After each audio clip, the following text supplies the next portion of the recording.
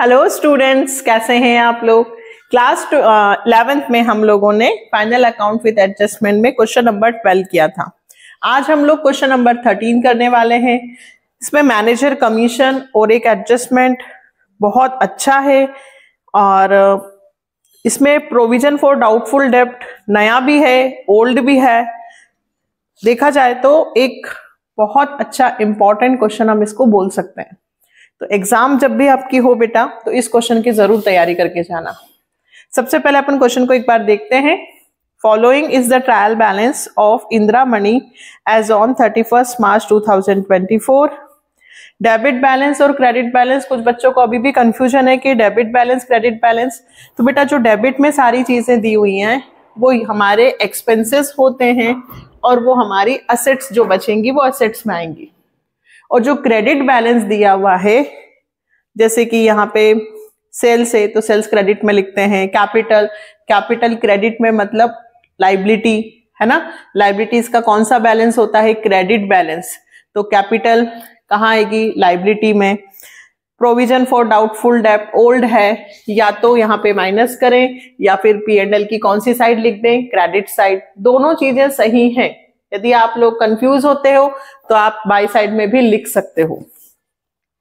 Bank loan liability होती है, creditors, ठीक है। और एडजस्टमेंट देखो बेटा, वैल्यू ऑफ क्लोजिंग स्टॉक 6100 दो जगह आएगा।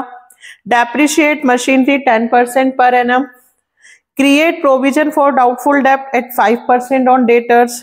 Commission payable to manager at the rate of 10% on net profit. On 25th March 2024, goods costing 1500 and furniture 3000 were destroyed in fire. The insurance company has accepted claim of 1000 for goods and 2000 for furniture. अब देखो आपका goods कितने का destroyed हुआ है? 1500 और 3000, और आपको इंश्योरेंस कंपनी ने 1000 दिए। नुकसान कितने का हुआ? लॉस कितने का हुआ? 1500। किसमें? स्टॉक में, है ना। और स्टॉक में 1500 और फर्नीचर में 3000। इसको वर्किंग नोट में लिख लेना बेटा, ठीक है। अब इंश्योरेंस कंपनी से आपको कितने पैसे मिल रहे हैं? तो इंश्योरेंस कंपनी से हमें यहां पे मिल रहे हैं 1000 और यहां पे मिल रहे हैं 2000, यानी कि 500 रुपए मेरा स्टॉक का लॉस हुआ एक्चुअल में और 1000 रुपए मेरा फर्नीचर का लॉस हुआ। अब इसका ट्रीटमेंट समझो। पहले हम स्टॉक यानी कि परचेस में से यहाँ पे 1500 माइनस करेंगे। गुड्स डिस्ट्रॉयड हुआ है फायर से, है ना, डिस्ट्रॉयड बाय फायर। तो फायर से यानी कि परचेस में से लेस करेंगे, स्टॉक में से नहीं करना। परचेस में से कितने लेस करेंगे? 1500 रुपए। फर्नीचर में से 3000, फिर उसमें से 1000 रुपए तो इंश्योरेंस कंपनी ने दे दिए मुझे, 1000 और 2000। तो जब पैसे मुझे मिल रहे हैं, मेरा कैश वापस आ रहा है, तो इंश्योरेंस कंपनी क्लेम करके एसेट्स में लिखेंगे। और ये जो नुकसान हुआ है एक्चुअल में वो हम P&L में लिखेंगे। अभी समझाती हूं। तो क्वेश्चन स्टार्ट करते हैं, एडजस्टमेंट से ही स्टार्ट करते हैं। सबसे पहले आपके क्वेश्चन में देखो क्या दिया है, बिल्डिंग। बताओ बिल्डिंग कहाँ थी? मैंने आपको क्या सिखाया है कि क्वेश्चन को पढ़ने के साथ साथ ही हमें लिखना है। ऐसा नहीं कि पहले ट्रेडिंग बनाएंगे फिर P&L, बिल्कुल नहीं। एडजस्टमेंट पढ़ो और लिख करते जाओ। पहले एडजस्टमेंट कंप्लीट करेंगे, क्या तो पहले एडजस्टमेंट कर लेते हैं। सबसे पहले दे रखा है क्लोजिंग स्टॉक। क्लोजिंग स्टॉक कितनी जगह आता है? 2 जगह। एडजस्टमेंट करते हैं पहले। सबसे पहले तो एक तो ट्रेडिंग में आता है, यहां नीचे लिख देना बाय क्लोजिंग स्टॉक। अगर अपने को क्वेश्चन जल्दी करना है बेटा तो सबसे पहले जो एडजस्टमेंट दिए हैं उनको फिल कर दो, फिर फटाफट सारी चीजें लिख देंगे। तो क्लोजिंग स्टॉक यहाँ पे 6100 है, और यहाँ पे थोड़ा बहुत तो हमें पता ही है कि भाई ऊपर सेल्स लिखेंगे तो क्लोजिंग स्टॉक नीचे लिखना है, और यहाँ पे भी हम क्लोजिंग स्टॉक यहाँ सबसे नीचे लिख दो 6100, ठीक है। पूरा क्वेश्चन होने के बाद कैसे पता चलेगा कि हमने पहले क्या किया था? फिर डेप्रिशिएट मशीनरी 10%। मशीन पे 10% डेप लगाना है। मशीन देखो आपकी 16500 की है मशीनरी, 16,500 लेस डेप 1650 10% यानी कि 16,50 10% ही है। हाँ जी 10% है। 16,500 का 10% 16,50 माइनस करते हैं 1650 या 14,850 बाहर लिख दिया 14,850। डेप कहाँ आता है? जो भी बैलेंस शीट में एसेट्स में से माइनस होता है सब P&L में टू साइड आता है, तो यहां लिख देते हैं टू डेप ऑन मशीनरी। कितना बेटा? 16,50। ठीक है, नेक्स्ट आगे बढ़ो। Create provision for doubtful date 5% on debtor. Debtors पे 5% हमें प्रोविजन बनाना है। ऐसा जो पैसे हमें नहीं देंगे तो हम उनके लिए पहले से प्रोविजन बना रहे हैं, पैसे निकाल रहे हैं। तो डेटर्स क्वेश्चन में देखो कितने के दे रखे हैं। डेटर्स दे रखे हैं बेटा 67360 67360। ये आपके डेटर हुए, चेक कर लेना एक बार अच्छे से, यही है ना। 67360 इसमें 5% बनाना है, तो less 5% provision on debtor.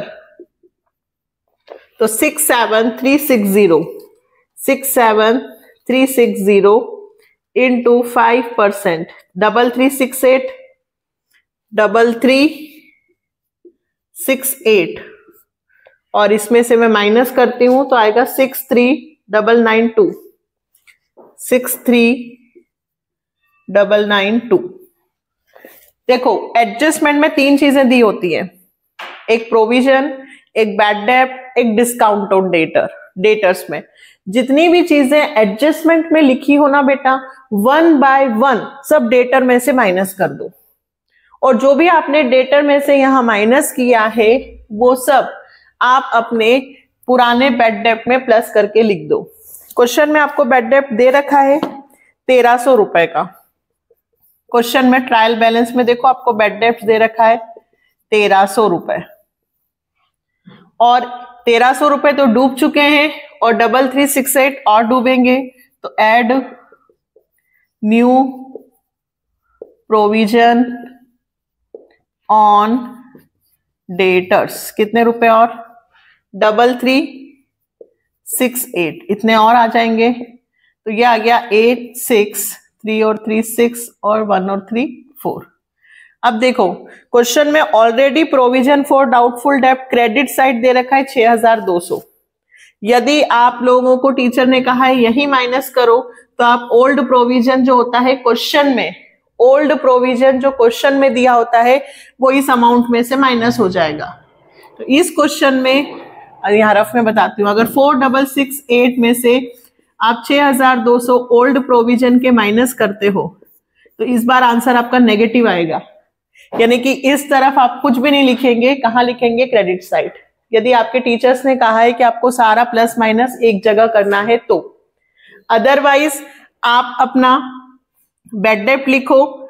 New provision कौन सा बेटा? ये वाला 3368, ये प्लस करके लिख दिया, और जो क्वेश्चन में दिया हुआ है ऑलरेडी बाय ओल्ड प्रोविजन में ओल्ड करके लिखते हो, ओल्ड प्रोविजन ऑन डेटर्स। ठीक है, जो क्वेश्चन में दिया हुआ है वो हम डायरेक्ट क्रेडिट साइड लिख दें तो भी चलेगा, फर्क कुछ नहीं पड़ रहा है। इसमें से ये माइनस होके आंसर तो वही है। ठीक है, तो आप इधर लिख देना ताकि आप कंफ्यूज ना हो। आगे commission payable to manager 10% on net profit. तो नेट प्रॉफिट निकालने के बाद ही हम कमीशन दे पाएंगे मैनेजर को, ये अभी मैं सिखाऊंगी। और अगला लॉस बाय फायर है, तो पहले मुझे परचेज से पहले मैं ओपनिंग स्टॉक लिख देती हूँ, उसकी जगह छोड़ देती हूँ ओपनिंग स्टॉक, फिर टू परचेज कितने का है क्वेश्चन में देखो बेटा, परचेज ओपनिंग स्टॉक के जस्ट नीचे है, तो ओपनिंग स्टॉक भी लिख देती हूँ 29170 मिल गया इसलिए, और परचेज 95015। ठीक है, अब क्वेश्चन में return outward capital credit side देखो, रिटर्न आउटवर्ड, जो माल पसंद नहीं आया वो रिटर्न आउट कर दिया, परचेज रिटर्न। तो पहले परचेज रिटर्न माइनस कर दो, रिटर्न आउटवर्ड कितना 1100 रुपए, तो 95015 माइनस 1100 या 93915 93915। ठीक है, अब इसमें हमारा जो गुड्स और आग से जल गया, कितने रुपए का लॉस हुआ 1500 रुपए, पूरा 1500 माइनस करेंगे, less goods destroyed by fire, कितने रुपए 1500, ये भी माइनस कर देते हैं। फाइनली आंसर आया बेटा 92415, 92415। ठीक है, अब इस 1500 रुपए का जो माल आग से जल गया उसमें से 1000 रुपए मुझे इंश्योरेंस कंपनी ने दे दिए, तो मैं यहां लिखती हूं इंश्योरेंस क्लेम। गुड्स के कितने मिले मुझे 1000। ठीक है, 1000 रुपए मेरी एसेट से, क्योंकि मैंने 1500 नुकसान के घटा दिए पर 1000 रुपए मुझे वापस मिल गए, तो मेरी बैलेंस शीट में एसेट्स में 1000 रुपए मुझे वापस मिल गए। लेकिन 500 रुपए का एक्चुअली में मुझे लॉस हुआ है, वो मैं डालूंगी लॉस बाय फायर, किसका गुड्स का, कितने रुपए 500। आया समझ में? आपको एक ट्रांजैक्शन भी दे सकते हैं कि इतने का माल था, इतने से डिस्ट्रॉयड हुआ, इतने रुपए क्लेम के मिले। क्लेम कहां आएगा एसेट्स में, एक्चुअल में जो लॉस का हुआ वो कहां आएगा P&L में, और कंप्लीट जो डिस्ट्रॉयड हुआ है वो परचेस में से माइनस। अगला जो है उसमें फर्नीचर डिस्ट्रॉयड हुआ है, तो फर्नीचर कहां आता है बेटा, बैलेंस शीट में आता है फर्नीचर। आपके पास फर्नीचर है कितने का देखो, तो फर्नीचर थर्ड पे देखो 6300 का है, जिसमें से फायर से 3000 का डिस्ट्रॉयड हो गया, तो बाहर कितना बचा 3300। मैंने माना कि फर्नीचर 6300 का था, उसमें से 3000 का फर्नीचर डिस्ट्रॉयड हो गया, तो मेरा फर्नीचर कितने का बचा 3300। ठीक, अब 3000 में से 2000 रुपए मुझे इंश्योरेंस कंपनी ने फिर दे दिए, तो यहां फर्नीचर के पैसे मिल गए, कितने रुपए 2000। किस चीज के मिले बेटा ये, इंश्योरेंस के, तो इंश्योरेंस क्लेम टोटल कितना हुआ 3000। अब मेरा फर्नीचर डिस्ट्रॉयड हुआ 3000 का, जिसमें से 2000 मुझे मिल गए, तो नुकसान केवल कितने का हुआ है 1000, जो मैं कहां लिखूंगी यहां पे, टू लॉस बाय फायर, किस चीज के हैं ये फर्नीचर, कितने रुपए 1000। क्लियर? ये बहुत अच्छा एडजस्टमेंट था, अभी मैनेजर कमीशन बाकी है। अब हम सवाल को, हमने सारे एडजस्टमेंट कर लिए, अब हमें सिर्फ फटाफट वैल्यू पुट करनी है। सबसे पहले देखो क्वेश्चन में दे रखा है बिल्डिंग, बिल्डिंग कहां आता है असेट्स में, लिख दिया बिल्डिंग, कितना 27000। मशीन लिख चुकी, फर्नीचर लिख दिया, गुडविल, गुडविल भी हमारी असेट्स होती है बेटा, intangible assets 27142। Wages, wages trading में आता है 2 वेजेस,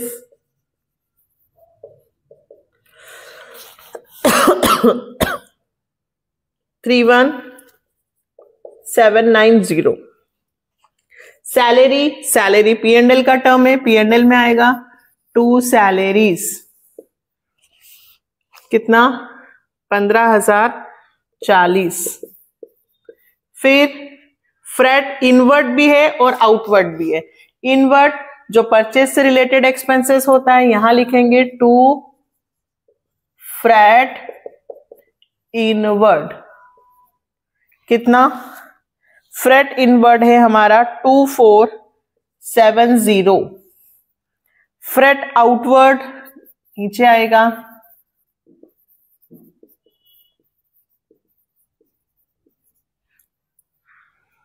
2000। आगे बढ़ते हैं, manufacturing expenses. Manufacturing expenses trading में आता है, ध्यान रखना, मैन्युफैक्चरिंग फैक्ट्री का रिलेटेड एक्सपेंसेस है। कहाँ आता है? ट्रेडिंग अकाउंट में, 11,000 रुपए। फिर इंश्योरेंस जनरल एक्सपेंसेस, ये कहाँ आएंगे? P&L में। टू इंश्योरेंस, इंश्योरेंस है 3,000। जनरल एक्सपेंसेस,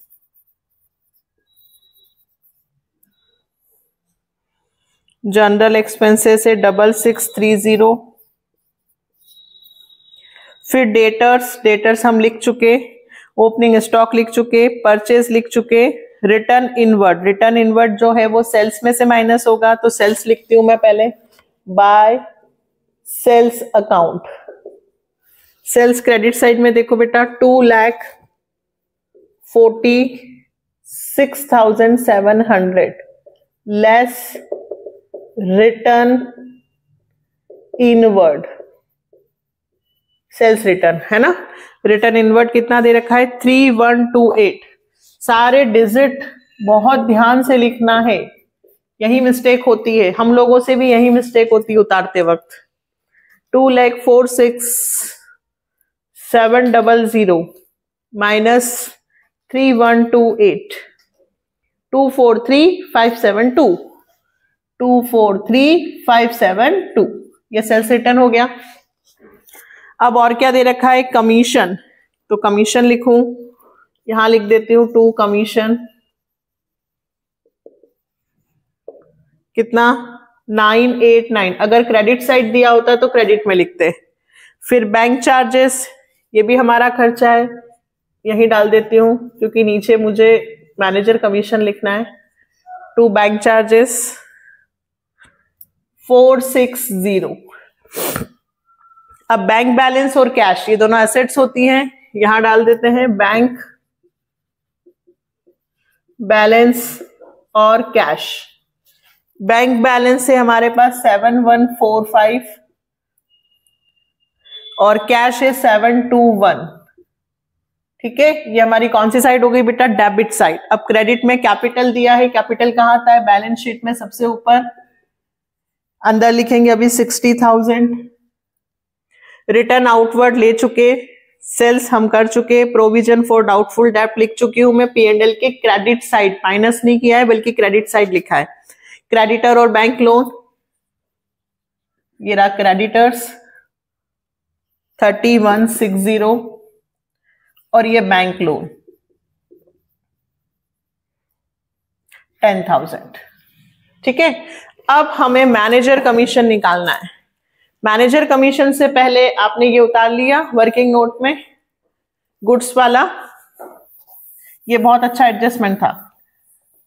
अब हम मैनेजर कमीशन निकालना सीखेंगे।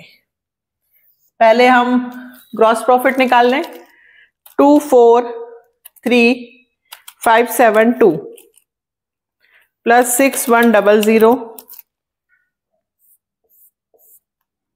249,672, जिसमें से माइनस होंगे 29,170 92,415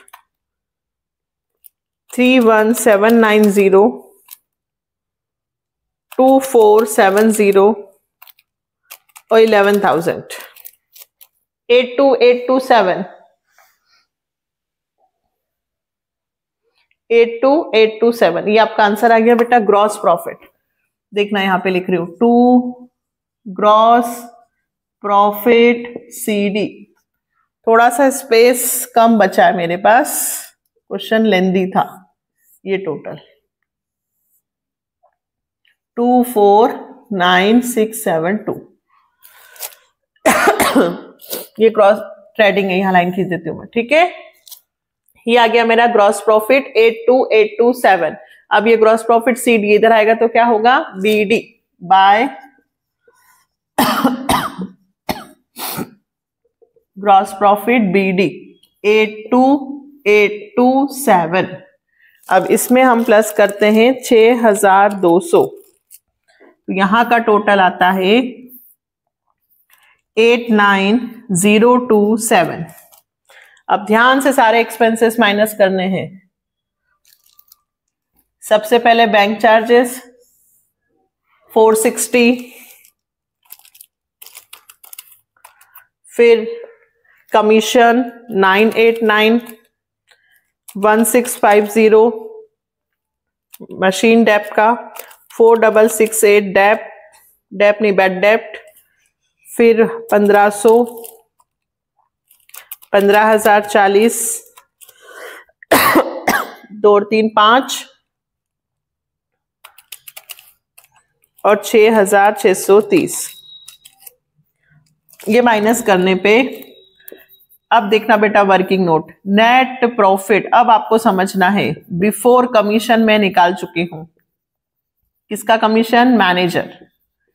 अब बिल्कुल ध्यान से अगर मेरे साथ कर रहे हो तो अभी पेन को रख दो, पहले समझो। Net profit before manager commission मेरा आया है 53090। अब इन्होंने कहा कि मुझे मैनेजर को कमीशन देना है कितना? 10%। अब नेट प्रॉफिट पे देना है मुझे मैनेजर को कमीशन, मतलब ये जो प्रॉफिट है इसमें मैनेजर का कमीशन भी इंक्लूड है। हम ये मानेंगे कि मैनेजर का कमीशन भी इसी में से देना है, और उसके बाद तो नेट प्रॉफिट तो आया ही नहीं बिना मैनेजर के कमीशन के। मतलब मुझे यहां लिखना है टू मैनेजर कमीशन, ध्यान से समझना बेटा, और टू नेट प्रॉफिट।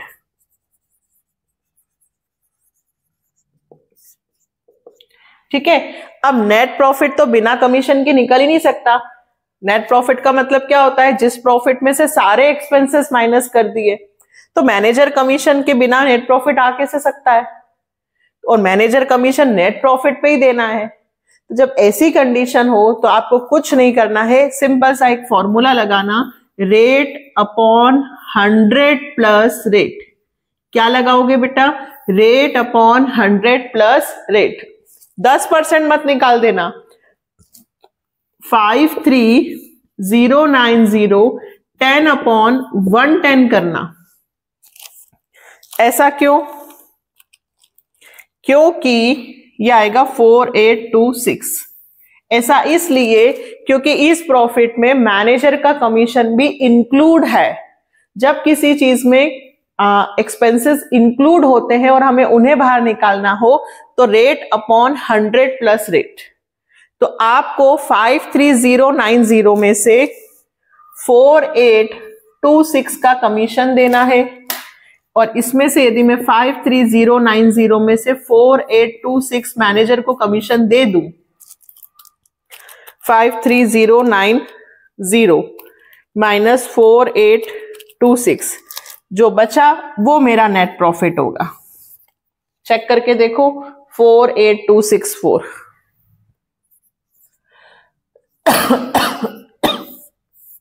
टोटल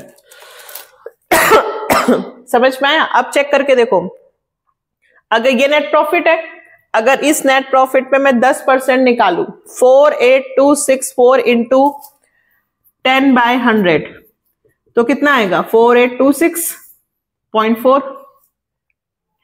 फिर से समझना, क्या करना है? पहले इसको प्लस करना, फिर सारे एक्सपेंसेस को माइनस करना यहां तक, 6630 माइनस करने पे आंसर आया मेरा 53090, 53,090। लेकिन ये 53,090 जो है इसमें मैनेजर का कमीशन भी इंक्लूड है 10%। तो मैं मैनेजर का कमीशन 10% इसमें से कैसे निकालू? ये तो इंक्लूड है, इसलिए मैंने फॉर्मूला लगाना है 10 अपॉन 110। ठीक है, रेट अपॉन 100 प्लस रेट। तो मेरा आंसर आया 4826। 4826 इसमें से 4826 माइनस कर दूंगी तो बाकी नेट प्रॉफिट आ गया। ठीक है, अब ये मैनेजर कमीशन आ गया 4826, नेट प्रॉफिट आ गया 48264। अब मुझे मैनेजर का कमीशन जो है और नेट प्रॉफिट ट्रांसफर टू कहां जाता है? कैपिटल में। यहां प्लस करूं, एड नेट प्रॉफिट कितना? 48264 ठीक है, प्लस कर लेते हैं 4, 6, 2, 8 और 10। और मैनेजर कमीशन ये ट्रीट किया जाएगा एज ए लाइबिलिटी, हमें मैनेजर को कमीशन देना हमारी लाइबिलिटी है, तो ये भी यहां लिखा जाएगा मैनेजर कमीशन। कितना? 4826। ये मेरा कंप्लीट हुआ बैलेंस शीट। ये वर्किंग नोट है बेटा, है ना, इसको मैं साफ कर देती हूं। तो मैनेजर कमीशन कितनी जगह आता है? 2 जगह, ठीक है, एक P&L में डेबिट साइड और एक बैलेंस शीट में लाइबिलिटी। ड्राइंग थी नहीं, ड्राइंग होती तो कैपिटल में से माइनस करते। अभी तक तो आप लोगों को आ ही गए होंगे। हम लोग कौन से क्वेश्चन पे चल रहे हैं? 13। चले अब हम जोड़ते हैं 108264 प्लस 30160 और 14826, 153250। ये आपका इधर का आंसर आ गया बेटा बैलेंस शीट का, 1,53,250। इधर भी चेक करके देखें, 27 और 3, 30,000, 27,142, 7,145, 721, 3,300, 6,3,992 और 6,100। ये बेटा इधर का भी आंसर आ गया 1,53,250। इसकी कैलकुलेशन थोड़ी सी, ये नंबर्स टाइम लगेगा, बट बेटा ज्यादा से ज्यादा आप इस क्वेश्चन के लिए 15 मिनट, 15 मिनट में आपका ये क्वेश्चन कंप्लीट होना चाहिए। एग्जाम में बिल्कुल आएगा, 6 मार्क्स में आएगा, इसलिए इतने अच्छे से प्रैक्टिस करो कि 15 मिनट। और 15 मिनट के लिए ये मेरा तरीका ही अपनाओ कि भाई सबसे पहले एडजस्टमेंट पढ़ के उन्हें लिख दो फटाफट, और फिर बाकी जो बचे इस तरह से प्रैक्टिस करोगे ना, डेफिनेटली 15 मिनट में क्वेश्चन हो जाएगा। नेक्स्ट वीडियो में हमारा 14 नंबर का क्वेश्चन है, अच्छा क्वेश्चन है। अब 14, 15, 16, 17, 18 और 19, 6 क्वेश्चंस और बचे हैं। और ये सारे, यदि किसी स्टूडेंट्स को सिर्फ केवल गिनती के क्वेश्चंस करने हो कि मैम हमें सिर्फ 4-5 क्वेश्चंस करने हो ताकि हम सारे कर सकें, तो यदि वो पीछे के 4-5 क्वेश्चंस भी कर लेता है तो उसे पूरी बुक के सारे क्वेश्चंस आ जाएंगे ट्रेडिंग P&L के एडजस्टमेंट वाले, ठीक है। तो मिलते हैं नेक्स्ट वीडियो में। इस क्वेश्चन की बहुत अच्छे से प्रैक्टिस करना। नेक्स्ट क्वेश्चन बहुत अच्छा आ रहा है, इसलिए चैनल के साथ बने रहना है, वीडियो को शेयर करना है, कमेंट करना है और बताना है कि आपको मेरा पढ़ाया हुआ समझ में आ रहा है या नहीं। बहुत दिन हो गए हैं, अब कमेंट करो जल्दी से 11th स्टूडेंट्स, और ये बताओ कि आपको समझ में आ रहा है या नहीं, ठीक है। फिर आपको स्टेट भी पढ़ना है ना, तो आज ये भी कमेंट करो कि स्टैटिस्टिक पढ़ना है या नहीं। चलो मिलते हैं नेक्स्ट वीडियो में, बाय।